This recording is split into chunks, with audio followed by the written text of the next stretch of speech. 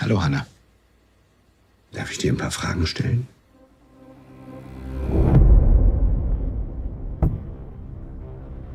Hanna? Ihr wart im Wald.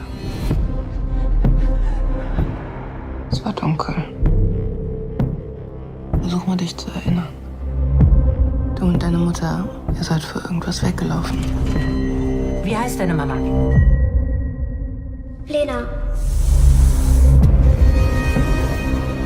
Ist das denn weit weg, euer Haus? Das kann ich nicht sagen. Hat dein Papa mal was gemacht, was du irgendwie doof fandest? Nein. Oder was deine Mama doof fand? Sie wollte aus Versehen Papa mitbringen.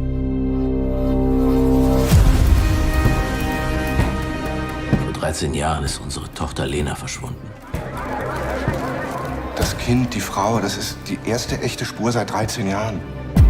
Das ist sie nicht. Wer ist das da? Wie kann das sein?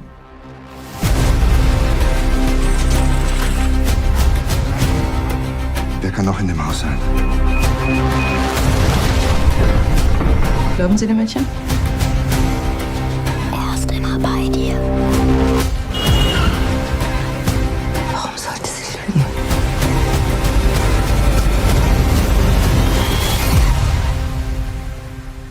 Ich habe mir alles genau gemerkt. Ich mache alles richtig. Ich bin ein großes Mädchen.